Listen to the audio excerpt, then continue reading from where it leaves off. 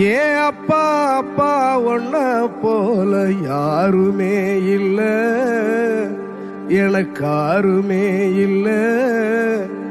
உன் கை வீரல புடிச்சு நடந்த கால மறக்கல, அந்த கால மறக்கல.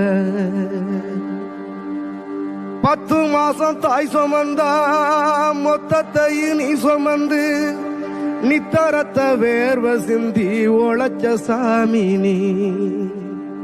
துன்பங்களை நீ சுமந்து இன்பங்களை எனக்கு தந்து நம்பிக்கைய ஊட்டி என்ன வளர்த்த சாமி நீ.